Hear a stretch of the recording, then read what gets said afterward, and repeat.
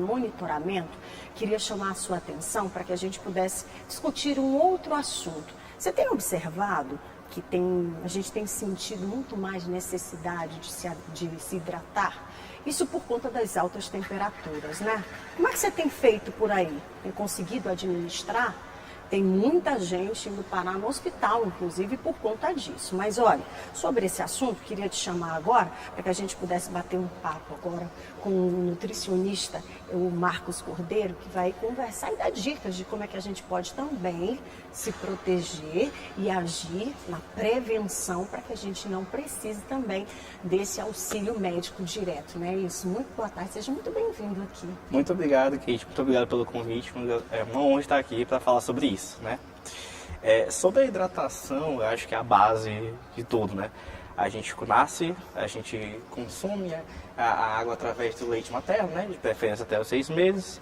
E aí daí pra frente a gente já começa a oferta de água e não deve parar nunca, né?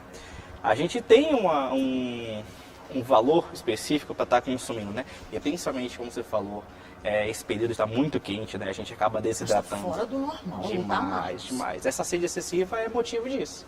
Então, frequentemente, a gente tem essa sede excessiva porque a temperatura aumenta.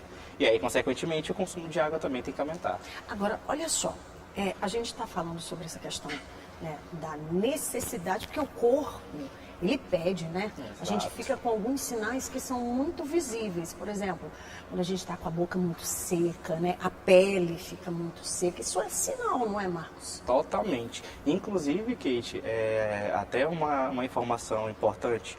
Hoje a gente vive um momento de autodiagnóstico, né? Hoje todo mundo tem depressão, tem ansiedade, ou TDAH e algo do tipo. E alguns sintomas da desidratação é irritabilidade, cansaço excessivo, né? Falta de atenção, certo? Então o que acontece? Às vezes uma pessoa se autodiagnostica, né? Ah, eu tenho isso, eu tenho aquilo, mas 90% das vezes, Kate, é desidratação. A pessoa passou o dia, consumiu apenas um copo de água. Aí no final do dia está cansado, está sem ânimo, mas minha testosterona está baixa, eu tenho TDAH, eu tenho não sei o quê. Pode ser, mas, como eu disse, 90% das vezes é desidratação. Agora, Marcos, eu sei que você aí do outro lado também vai se identificar com o que eu vou dizer aqui.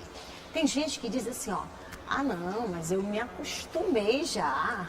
Eu já, sabe, já fiz algum tipo de adaptação ali, porque o meu trabalho, de repente, me força a ficar muito tempo, né, em um determinado local. E a pessoa, de verdade, vai passando o dia, não consome nenhum tipo de líquido e, associado a esse tempo que a gente vive hoje, que é diferente, se a gente não pode negar, como é que fica, o que pode causar para o organismo esse direcionamento errado?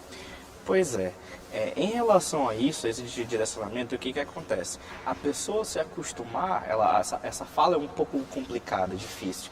Eu me acostumei a consumir pouca água. Sim. Mas quando a gente verifica a vida da pessoa, não profissionalmente, mas pessoal também, a gente verifica o quê? Uma grande irritabilidade com filhos, com o marido, se a pessoa for casada, ou então com a esposa, se for um rapaz. O que está no entorno. Exatamente. Né? E aí, as pessoas ao redor acabam associando aquela pessoa, ela é irritada.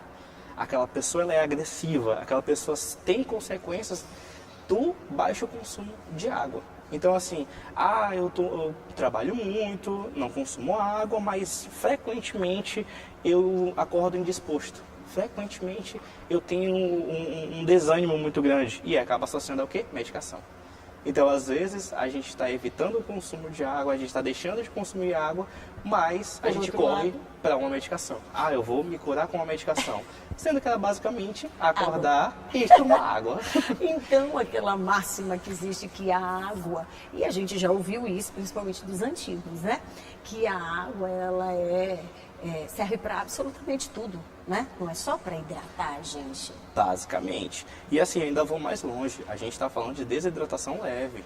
Moderada para severa, a gente tem consequências grandes. Por exemplo, tem exemplos clínicos, né? Que desidratação severa, a oferta de água ela tem que ser em pouca quantidade, só que em vários momentos. Porque se eu consumir grande quantidade, corre risco de vômitos, enjoos e náuseas. Então, assim, a gente está falando de níveis leves, né? A gente não está falando de níveis críticos. Níveis críticos pode ser uma consequência bem grande. Agora, Marcos, associado, né? a gente está falando de desidratação, a gente está falando de altas temperaturas, mas a gente também está vivendo um momento muito crítico no país, que é com relação às queimadas. O nosso Maranhão, por exemplo, tem 217 municípios, né? E tem pessoas que vivem em regiões que estão sendo bem afetadas, ou seja, né? Essas pessoas elas estão ali diretamente sendo envolvidas na questão da fumaça, na qualidade do ar. Exato. Como é que se comporta ou deve se comportar uma pessoa nessas situações? Então, isso é uma situação muito delicada, muito crítica. Por quê? Porque com essas queimadas, a gente sabe que a gente tem cidades em interiores que não têm oferta necessária de água, né? Então, assim, são pessoas que devem ter o quê? Ter algum local, normalmente que a gente vê, que vão buscar água na casa de alguém, ou tem um local que tem um fornecimento de água e armazenar aquilo. Porque sem a água não se vive. Né? Sim. Então, sem um consumo de água, não tem como a gente manter, principalmente na questão das queimadas, né? Que eleva as temperaturas, fumaça, garganta, por aí a gente vai piorando a qualidade de vida dessas pessoas, né?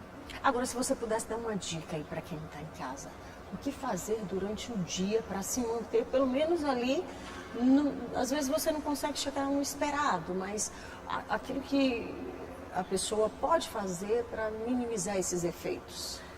Assim, a melhor dica que eu posso dar, que a gente recebe também, é sempre conseguir medir o nosso consumo de água.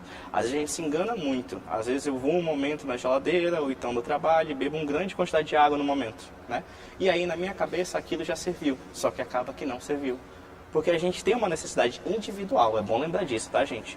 A gente tem um consumo ideal, médio, ou seja, eu peguei a população total, fiz o cálculo e estou dizendo que cada um tem que consumir pelo menos 2 litros de água. Só que isso é individual, Sim. né? Isso é só uma média, mas cada um tem seu consumo individual.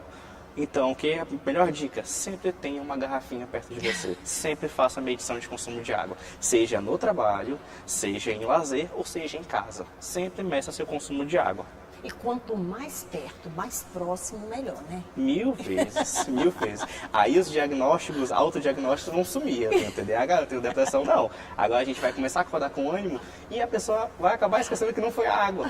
Foi o remédio, foi uma mudança de humor, mas no fim das contas o remédio foi a água, foi um consumo de água. Só pra gente finalizar, aquela coisa do... Tem muita gente também que consome suco, né? E muitas vezes tem aquele... Passa um pouquinho, né? Um pouco mais docinho. Tem a coisa do refrigerante que às vezes confunde, né? Isso não hidrata, né? É importante que você tome água mesmo, né? Assim, dizer que não tem água seria uma mentira, né? Então, assim, são algumas oportunidades que a gente pode ajudar o consumo de água. O exemplo que você falou, eu já me acostumei a não beber água. Tudo bem. Mas toma um Se refrigerante. esse é o problema, a gente vai para outra porta. A gente vai para uma fruta com mais líquido, por exemplo, melancias, laranjas são um ótimo exemplo. São frutas riquíssimas em líquidos, né? Mas da parte do refrigerante, a gente tem um problema que a gente já conhece, né? O excesso de açúcar, excesso de calorias e todos os outros problemas. Mas o ideal mesmo é o consumo de água. A gente manter um consumo de água adequado, a gente ter sempre a nossa garrafinha cheia, né? É a melhor opção que a gente pode ter. E aí evita até preguiça, viu? Exatamente. Marcos, obrigada, viu, pela Nada, participação. eu que agradeço. Espero que você volte aqui com a gente com outros temas. Com certeza.